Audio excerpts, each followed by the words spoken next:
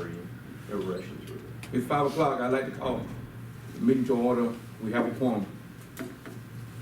As we look at number 3, it say, the item of review for discussion, 3A, Community Development Department, sewer user ordinary review and update, recommendation to consider. Ms. Kelly and Mr. Murray. Mayor Pro Tem Council. I would like to introduce, of course, Sharon and David today. As you know, our sewer use ordinance has been a topic of discussion here recently.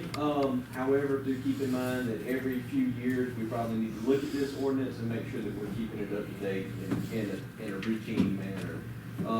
I have worked closely with Carter and Sloop and ESG both to prepare a new ordinance to meet our guidelines and criteria. Mr. David Moore and Sharon have worked diligently to make sure that the industrial side of this permit meets what our requirements are for this ordinance. Sharon? Good afternoon, Mayor and Council. Like Chad said, basically you've got a lot of industry in town, some bigger ones, mostly small ones, but you've got several large ones.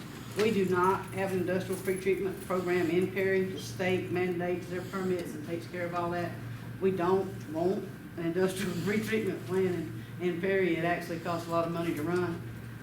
So it's very good that the state's running it. But with that being said, we do have to protect our wastewater plant and what comes into the plant. And with that being said, we're gonna limit certain constituents that people can discharge into the sewer so it doesn't kill the microorganisms at the plant. And we have a permit violation. And so with that, I'm gonna turn it over to Mr. Moore. He can go through his math and what he's done to calculate it. And if y'all got any questions, just please speak up. Appreciate it, thank you. What we did, Carter Sloop did what we call a local limits evaluation. We'll need that other. Yeah, thank you. Did what we call a local limits evaluation, and that is they look at what limits we should, what parameters we can take into the plant and what concentrations we can take those into the plant. They went through that, we reviewed that with them, and then, and it has a number of metals, toxic pollutants in there, and we restrict that so that there are some in the wastewater, but nothing is going to affect the treatment plant, pass through the treatment plant, or interfere with the use of the sludge from the treatment plant. Those are the 3 main criteria that we look at on those evaluations. What we also did, talking with Carter and Sloop on this, was we looked at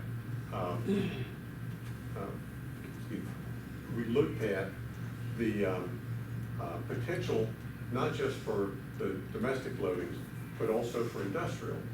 And our consideration, I think, isn't that bottom corner? Isn't it? Right there.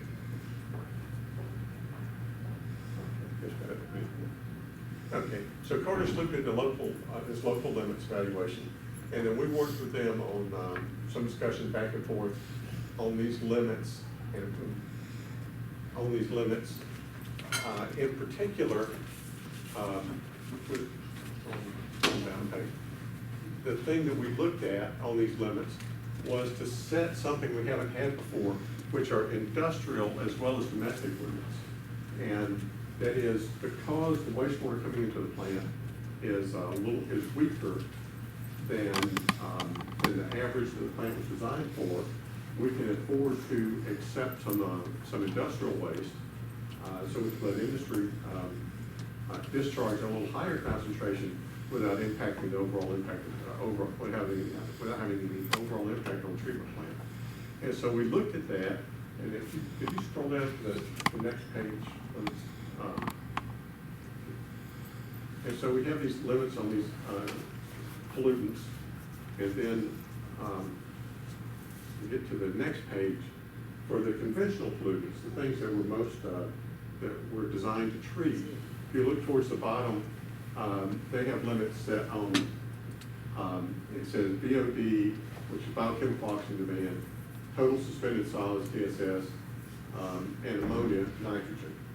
And what we worked with Carter and Sloop on and discussed with them was establishing industrial limits, and that is letting an industry have a little higher concentration than what we would see from any domestic sources. And these would be industries that we identify as industrial sources, so that we still regulate that. And This would stay within no more than 5% of the capacity of the treatment plant, is what we were proposing that any industry would have.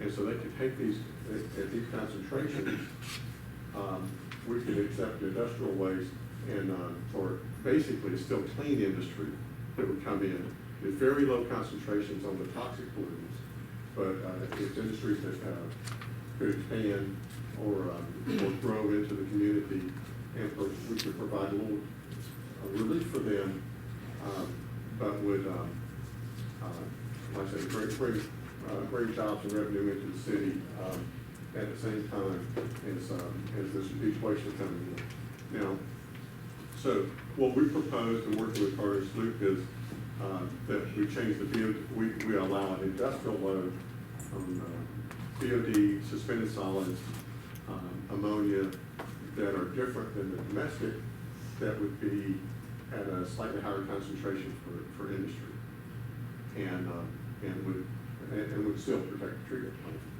Now, there's another aspect of that, is that these higher concentrations cost more money to treat.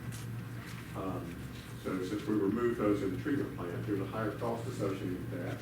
If we could open the Excel spreadsheet.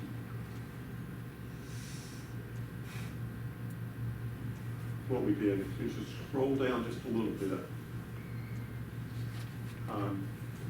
There's a lot of facts and figures on the page. What we did was we looked at our cost, the cost of chemicals, the cost of electricity, the cost of labor, the cost of maintenance and other supplies and items that we buy in the treatment plant, and how those are impacted, or how those costs are impacted by changes in the loading of BOD, suspended solids, and ammonia. And so we looked at all of those based on the total loading of the plant over the past year. Those are included over here, just kind of up the page a little bit. I'll be happy to go through that if you'd like. But basically what we see it boils down to is every pound of BOD cost us, as we see on the bottom in the bold part, a pound of BOD cost us about 33 cents to treat. A pound of suspended solids about 17 cents, and a pound of ammonia about $1.67. And so we would propose for the city's consideration that we set a surcharge on an industry. So if an industry wants to discharge more than the domestic concentration, then they would pay that extra cost. And it's just recovering that cost. It's not money to be made in that. It's just recovering that cost, or what we just call as a cost recovery method. And that's the short, simple version of it, but I'm more than willing to go into whatever detail you would like about that and how we came up with those numbers. So we've talked to that, we've worked with Mr. Murray. I'd like to see if any council member have any question, they'd like to ask. Would this be a monthly fee or an annual fee? We would, what we would propose, you can do this, yeah, you can do this 1,000 different ways, but what the easiest thing to do is we would do these, we would test the wastewater, and then we would see what this extra would be. We would set a rate for a year, and then every month we would take their flow, and when they paid their sewer bill, we would add in that extra cost. And so it would just be added into their sewer bill every month, and they would pay it as part of their normal sewer bill. If, for instance, you worked on July, what would have been surcharged for whom? Did you run any tallies on that? We only looked at some prospects. We didn't look at anything. We don't have anybody that falls under this That's right right. now. Right now, we don't have anybody that's over, but we have some people that are expanding and adding some more processes to their industries. And you may have several put more loadings than we've been accustomed to on the plant. And so to recover your money, like I said, it's not a money-making process. If I have to remove it to keep a violation, it could be me adding chemicals, me adding more air, electricity. So what he's talking about is he's showing you what it costs per pound. So if they were to go over, that's just break even for y'all, keep us in compliance, and that's basically all it is just recover your costs. So the one prospect we looked at would be $500 to $1,000 a month on the surcharge.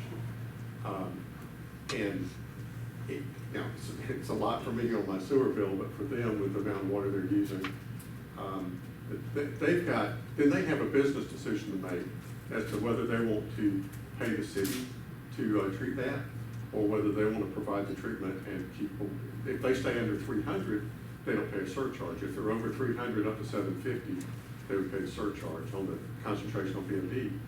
And they make a business decision as to what's the most economical for them, whether they treat it or whether they have us treat it. I got a question. I just thought of something. Wouldn't that, let's just say what you just said happened, they went over 300. Wouldn't that surcharge stay in effect? Let's just say it happened just like Riley said, in July they went over.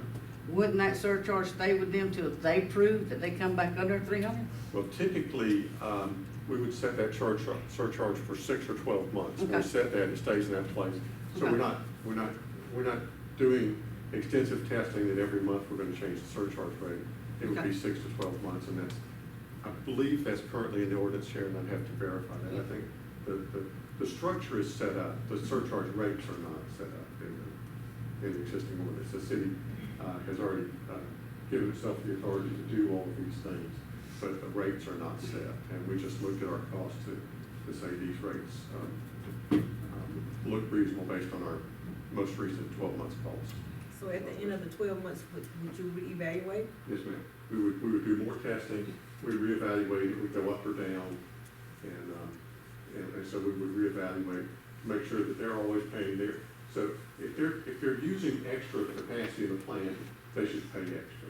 And so if they were using more flow in the plant, they pay for that. So if they use more concentration in the plant, rightly, they should pay for that too, and the residential customers shouldn't. So it's just to treat everybody equally. That's all it's designed to do. So you already have a system in place to regulate what the customer use, that you'll know, because sometimes the customer might say, well, you charging me too much for, and that, I don't know whether you're telling me the truth or not. They always do, and they have to believe us. Well, they will be doing testing anyway. They will be regulated by the state, who will require testing for these permits. And we will do testing also. So between the industry testing, between the city testing and the state testing, with all of that, we'll have a pretty good estimate, a pretty good idea of what the numbers are. And they may not like it, but they will have to accept it. Any more councilmen have anything else? Would we have access to the state's Yes, sir. figures? Yes, sir. They will give us their data. Every time they do a sampling, they will send us that. When they issue a permit, they will keep us informed on what they're doing. They can take action under the permit that they issue, but under the city's sewer use ordinance, if the city wants to take action, if there's something wrong, the city can take that without waiting for the state too. So that's, so basically they're permitted by the state, but they're really regulated by the city and the state. It's either one. We would be putting in a metering station to measure the flow, because the flow is gonna determine the pounds and the concentration. So that would be one cost that the city would pick up, would be putting in a metering station on our right of way. So we'd have access to it, we'd read that every day, so that way you know how much to bill them at the end of the month. And that's something that is customary for Yes. industry. So we've done that here. Thank you. Mr. Gilmore, you have to take. I think it's all fine, other than, I think the other thing that needs to be added, if you have this increase in the BODs, is flow. That's what we talked about. Yeah, but I mean, you know, you talk about the increase on the BOD, but I think there also has to be, it's only for industrial, but there also has to be a flow factor in there as well. If you're gonna go to this 500, then you only do whatever you all determine as the flow. That's correct. Yes, sir. And there would be, in working with the state on issuing their permit, there would be a flow limit to hold us to that. Because there has to be a flow component to hold us to that 5% capacity of the treatment plant. And we would ensure that's part of the state's permit. We did not put a flow number in there, and we could have done this in pounds instead of concentration. But the idea was that this basically works out with those numbers with a flow of about 50,000 gallons a day. But if another industry wanted a flow of, say, 25,000 gallons a day, we still don't want the 750 concentration, so we would limit that. We would limit them also to 750 milligrams per liter, even at lower flow. But the flow will be part of the state's permit, and we work with the state to make sure that that's in there. And the other thing too, I think we forgot to mention, is, when we met with them, we asked, that we get flow 24 hours a day. We don't want sporadic surcharges, if you will, slow loads coming into the plant. So we will be asking for 24-hour slow discharge. We don't want everything dumped at once. And so those are the type of things we're looking for to protect the plant. And that'll probably be in permits as well. Let's get one, we gotta make a decision. Pardon? I said we gotta make a decision now. Yes, my recommendation would be that you authorize to proceed, because Sandler is right in the position of doing their planning on this type of stuff right now. So they're gonna have to have some type of answer about at least what direction to talk with them. This document hadn't been updated, I don't believe, since 2008, so we need to get some current data up there. And with people doing expansions and Interfor doing expansions as well, we thought it was a good time to go ahead and get what we need to get in place to protect the plant. Go for it. That's right. Okay, I see that we're gonna go for it. Number 2, thank you, sir. Thank you. Appreciate it. Request to reduce the tree requirement for our industrial site. You- Thank you, Mayor Pro Tem King, members of council. You have before you, you need to look at, the landscape plan for an industrial site expansion. What I've done here is highlighted the existing trees on site in the green, the landscape trees that are to be added in orange, and there are a number of red X's that are shown that are trees that we're requesting that you waive from this site. And looking at typical commercial sites, typically if you meet our requirements for street trees and our requirements for parking lot landscape trees, you generally are going to meet the tree density requirements that are required for a site. In this particular case, because it's an industrial site and the site is much larger than typical commercial sites, there were a number of additional trees that were required to be planted to meet that tree density requirement. Now, having said that, they were showing 145 additional trees to meet the tree density requirement, and that's actually, when you count them out, there's 153. But, on the other hand, they didn't count any of the trees that are put in there for landscaping purposes as a tree for tree density. So they kind of single counted instead of double counting the way they should have. So technically, after going back and looking at everything, they're actually requesting a reduction of 55 trees. So the ones that would be on site are the ones in orange and the ones in green. And so those meet our landscaping requirements. There would be 55 trees short on the tree density requirements.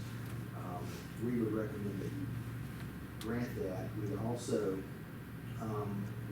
will be coming forward with a recommendation that will go through the planning commission exempting industrial sites from the tree density requirement. They would still have to comply with the landscaping requirements. But after having looked at this, we think that's the appropriate way to move forward. I'll be happy to answer any questions you have. Any councilman have a question, you need to ask the board? Did I understand you say you were gonna give them an exemption? They would Well, not that's what have- we're asking you, because we don't have that authority in the ordinance, so we're asking you if you will grant the exemption on this particular site for 55 trees. And then we'll move forward. Have you exempted anyone in the past? I don't know how the industrial sites have been treated in the past, whether they've been required to, or how they've been reviewed. But under our current ordinance, this is how, this is what would need to be done to comply, because there's not an exemption or preemption for industrial sites.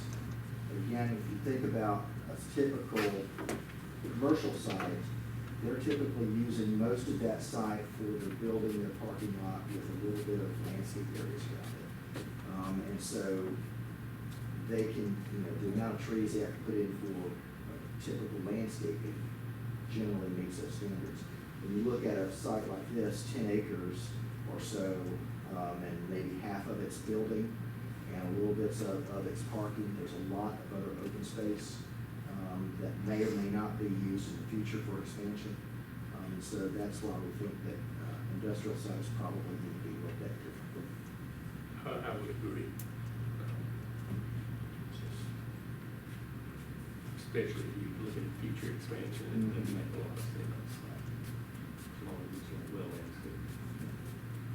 But this does keep the street trees along the streets, and any parking lots they put in will have to have trees in and around them. But that leaves open the rest of the area for any expansions that may come in the future. So your recommendation is that we get it too? My recommendation is that, yes, you grant the 55 tree reduction on this particular plan, and then we'll move forward with an ordinance amendment to the tree ordinance. Councilman, you got that? I hear you. I don't have a problem with exempting them, but if we exempt them, we will have to exempt in the future. Would we? Not. Yeah, but that's what's anticipated. Once again, kind of like the sewer ordinance, this is a deal that's coming up with, well, let me back up. We've never had the issue come up on an industrial site before. It's always been commercial sites. So, you are having one of our major, industrial clients, employer and everything, who is doing this expansion. They're going through their plans right now and everything, and based on this, now they have some other issues about the number of trees, which is unique to their particular business. But like Brian said, and William had talked about, these industrial sites really are different from a standard commercial type of site. And as Brian said, as you can see here with the green and the orange type of thing, the landscape things, which is the primary thing that I think we're interested in for what you see on the street. Everybody with me on that type of stuff? And the parking lots, that's all getting addressed. But when you have like these big tracts where they may have to do some expansion, it doesn't make sense because that's the size of their parcel that they would have to come in and put the trees in. So we recommend to you all,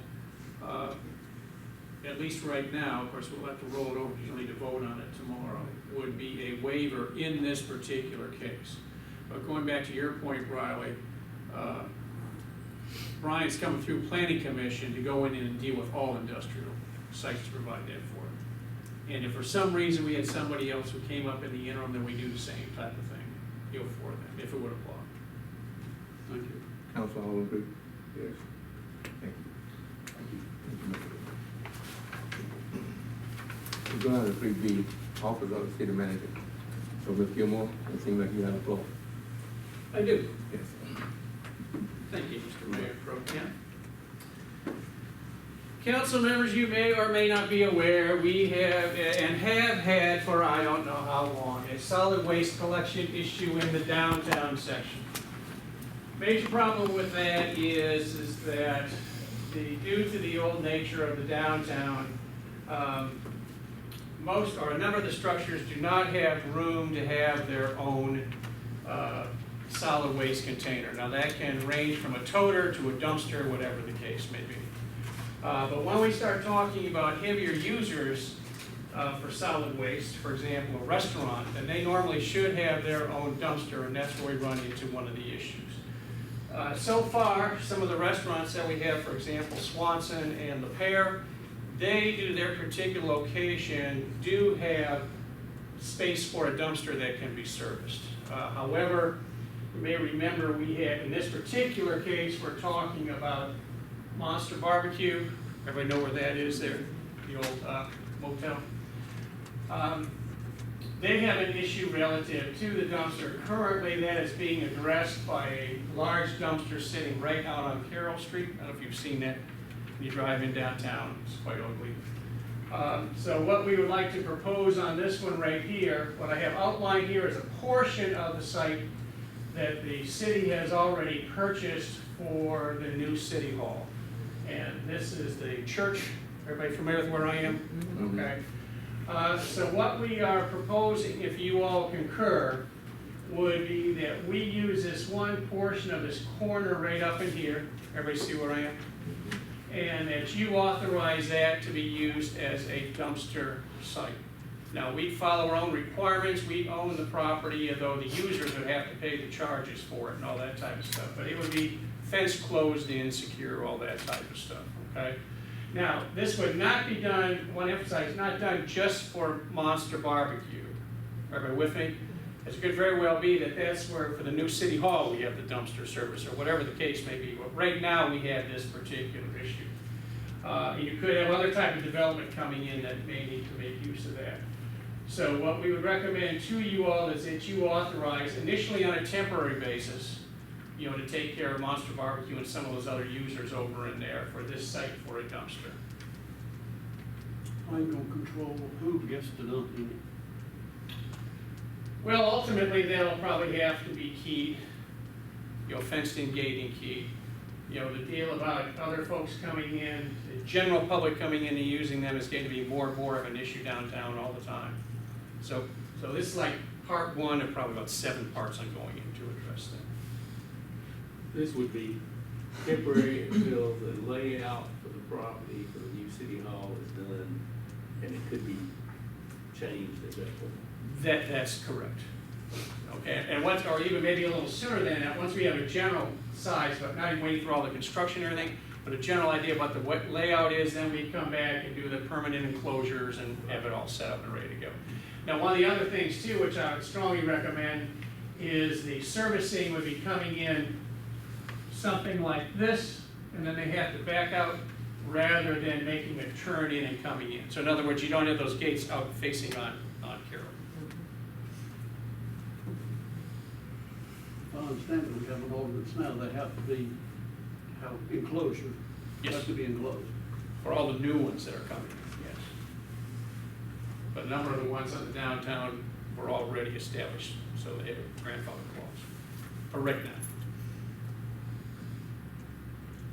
Council? You have a problem?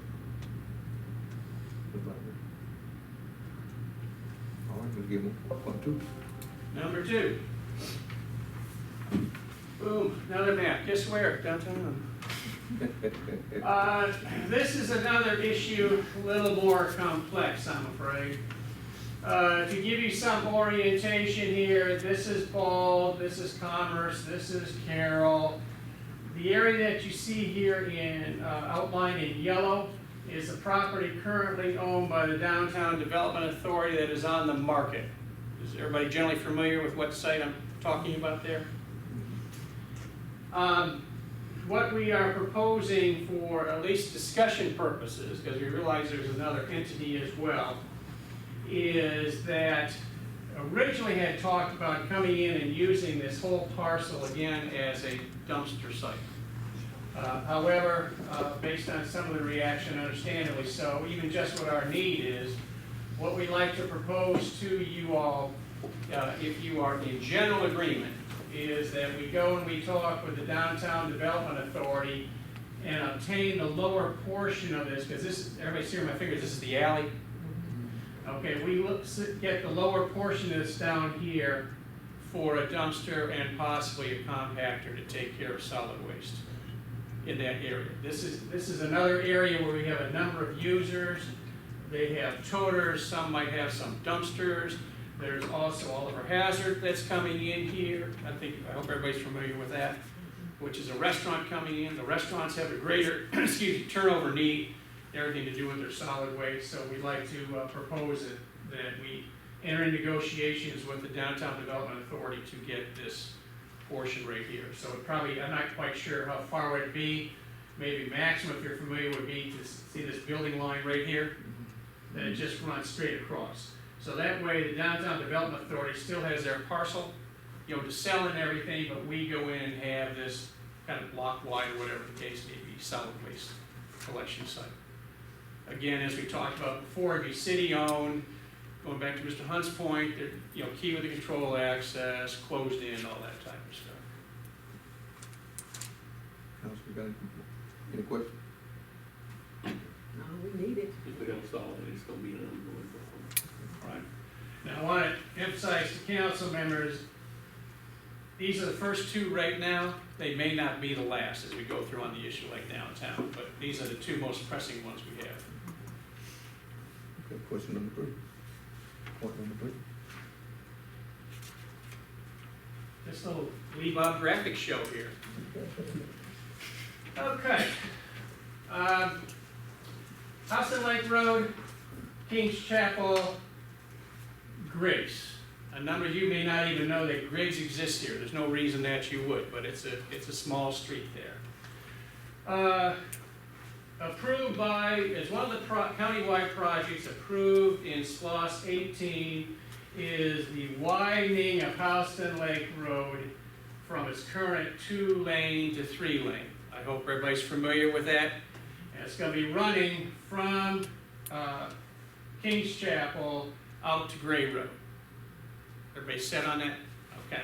This also is a state route, so therefore DOT comes in and establishes what the standards are and all that type of stuff. Now, the county match and everything, or the match for DOT is coming from the county on that. However, since DOT has the control relative to what can or cannot be done with this project, we have been advised by the county, who is working with the state, that there needs to be a right-hand turn lane installed on Kings Chapel. I believe that's right, isn't it, Chad? That's correct. They are saying that that just has to be done, okay? Why we're bringing this to you right now is this is mostly the county's type of thing. However, and if you take a look at this diagram compared to when you're out there driving, this looks like a lot bigger distance than it actually is. This is actually quite a short distance in here.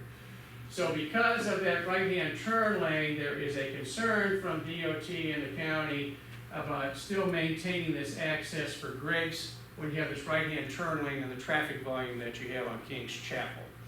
So what we're proposing to you is that you authorize the blocking off of Griggs right here, okay? Now, if that is done, there are a few residencies in here. There's one right here that can be basically serviced off of Kings Chapel. And this is vacant over here, a few places further back, but you have where Griggs goes out, excuse me for getting your way over to Sewell Circle, which is up over here. We've gone, city staff has gone by, taken a look at it. As far as we can tell, there won't be any substantial negative effect for any of the folks on Griggs by blocking this off. And it avoids a major problem. I'd like us to be proactive, because I have a feeling DOT is gonna come back and tell us we're gonna have to do that anyway. So we might as well just prepare and be set and ready to go. So in other words, there's gonna be a safety for the people living there. If you cut that road off for the fire department trying to get in there, they're not gonna take it. No, they can come back down here, or for example, if you have a fire here, they can get it right off of Kings Chapel. Council, anybody have a question? You aren't gonna run into any situation where you only got one access to a lot of people. Not a lot of people, no. You may have just the one access for here, unless they decide to put a driveway in. And maybe one here. See, up here, you're back up on Sewell Circle. So there's only maybe one house. Whose property is that? Have they been notified that that's a possibility? No, not yet. Will they be? Probably once DOT, well, we'll do something, if you all concur, we'll do something to notify the property owners about, this will be blocked off. And you notice I put in the memo to you all, we don't do anything with this until DOT starts the construction. And along those, that point, Mr. Hind, will probably be DOT or the county contacting these property owners about that right-hand turn lane anyway. No comment? Is that right there, that you just pointed to, that residential, is it not? Here? No, but just above it, The one that's Here? outlined? on your left. Yes. Go This- left. this- Yeah, the one that's outlined. Right there. Oh, no, that's a vacant lot. I said, is it residential or is it commercial? Oh, zone? I believe it's,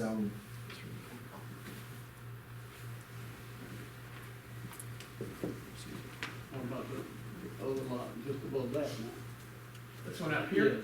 Yes. Is it gonna be closed off, or is it? No, it'd still be serviced by this portion of Griggs, you also have a portion of it coming out on Sewell. This parcel here would be serviced off of Houston Lake Road.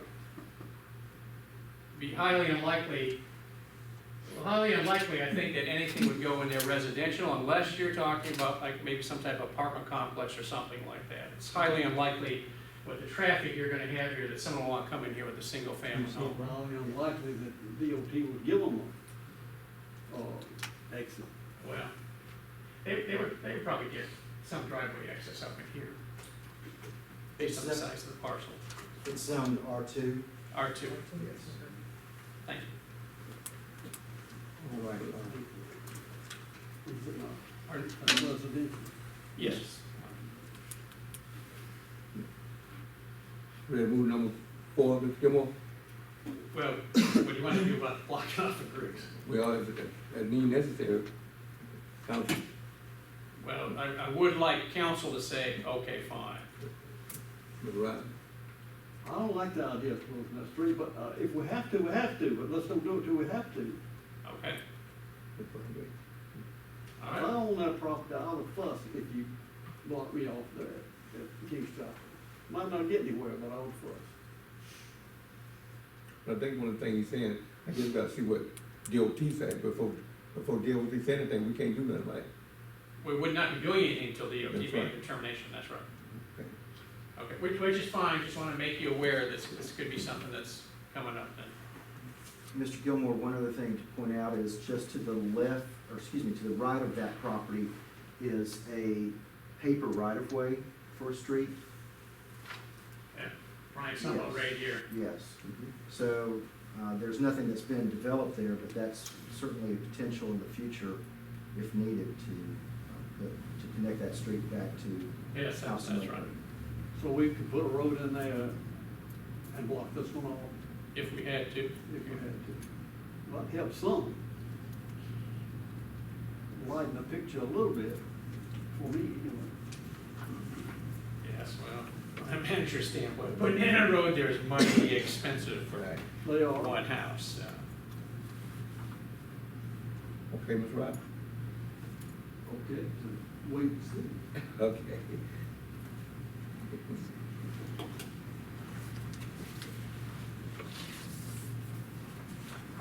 You gonna do-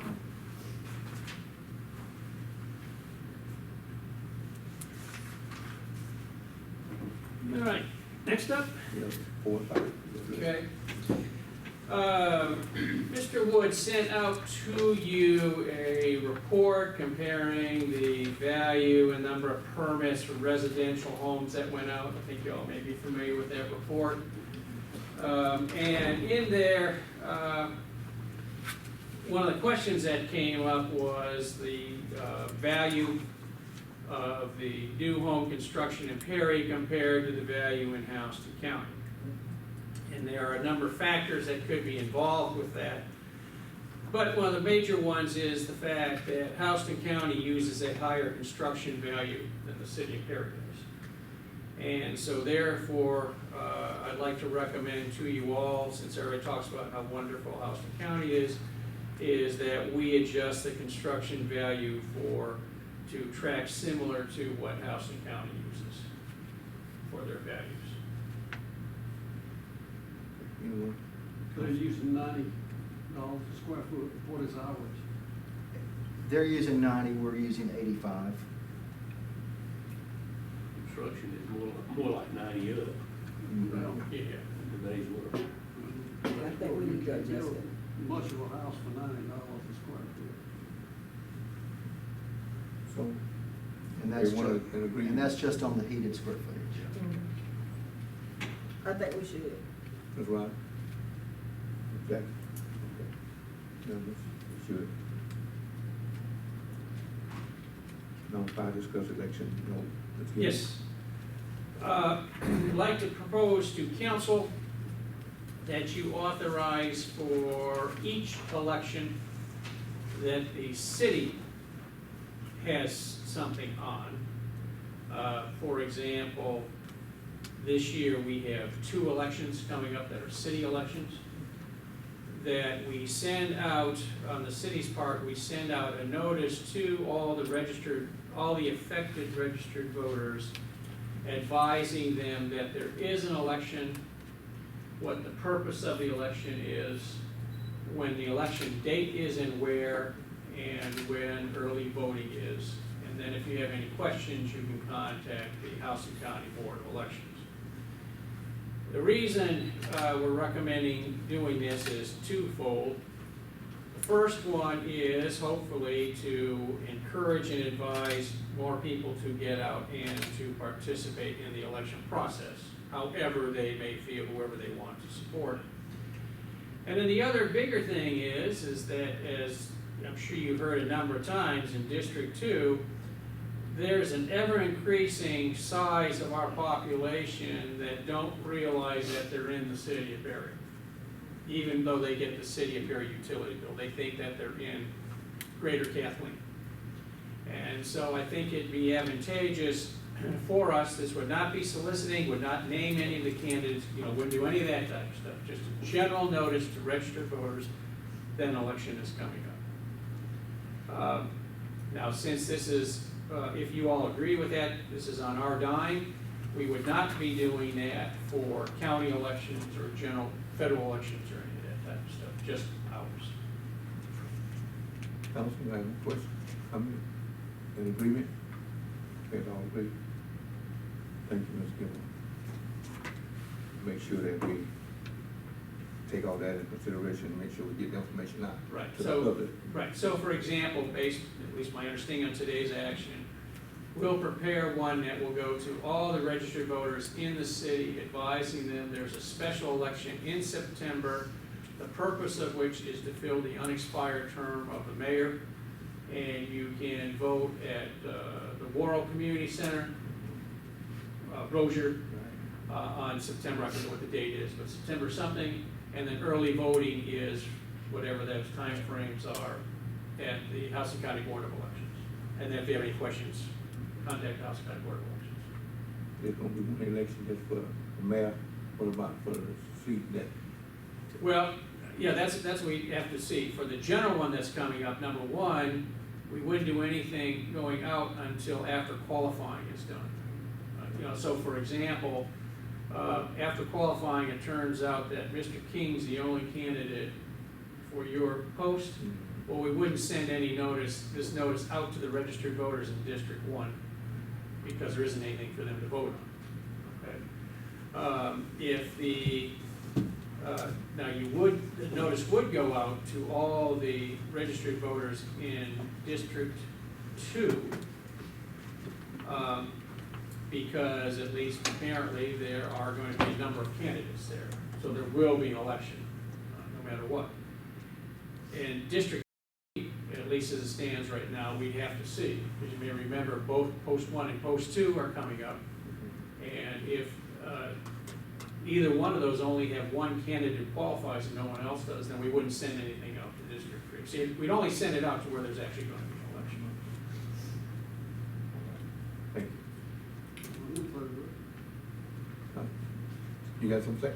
I said, I'm in favor. Okay, all right. All right, thank you, Mr. Goodmore. We'll move on to 3C, Department of Public Works. Chuck Allen, Crawford. Mr. Smith. Mayor Pro Tem and Council, my turn with the maps. You all may recall this past fall, I believe it was the November timeframe, the Board of Education approached the city about the possibility of installing a crosswalk. Actually, be removing the existing crosswalk and installing a crosswalk here in front of Tucker Elementary that would essentially line up with kind of their front door. You may have seen also too, over the summer, they constructed a path and a pad with some bike racks and that type of stuff on it coming out of the front that basically comes up to our sidewalk here. After reviewing it, it was determined by the city that, keeping in line with state regulations and y'all's practices in regards to where to install sidewalks or crosswalks, that would not work for us, and to inquire to the Board of Education regarding the possibility of these two options here being completed instead. So I did get that information back to them, and I assume they've been considering it for a while. They finally got back with us on that, and they actually have determined that they would like to go with option B if it was still possible with the city. So essentially, again, deleting the sidewalk here and moving it here. Now, the reasoning behind that is currently, you have children crossing here. There are a lot of children that walk to school from the surrounding neighborhoods. And once they cross Tucker, they actually have to cross over this busy area here where the buses come in and out. So it can be quite a dangerous situation. So if we could move the sidewalk to here, it would eliminate that additional crossing over where the buses turn in and come out. So that's the request. In Public Works, we don't have any problems with it. It's be a matter of coming out there, removing that, and installing one, which we can do in-house. But again, wanted to get that before y'all and see what y'all thought, what y'all want to do moving forward. Any councilman have a question? I'm in favor of it 100%. I'm also in favor of putting on one on Second Street, or First Street it is, for the First Baptist Church. You denied us the same opportunity that you're giving, or asking us to give to the school system. Well, I think it would actually fall in line with that similar situation, because installing it at cross streets. So here you have this cross street here. That's not a cross street. Effectively, it acts as a cross street with the amount of traffic coming in and out. We're not, again, the city determined that putting it here in the middle of the street away from the cross streets would not be feasible. But here would be. So Neither are cross streets. The cross street goes all the way across. I guess an intersection, whatever you might want to call it. But, not in the middle of the street. I beg to differ with you. I say go forward. Okay. I do too. Ms. That's Kim? particular. I don't have any problem going forward with it. Ms. Kim, will you? But I just say, No, that's fine. you should give us some leniency at the church also. Do we need to have on the agenda for Monday? You don't need to have on the agenda for the Monday. No, if you concur with it, it's just an in-house project, so as Okay. long as you're comfortable with it, we'll just, like Robert said, we'll just go ahead and put it in. Of course, that will be one of our top priority projects in schools in session. We'll get it taken care of right away. Thank you. Thank you all. Thank you. Councilman,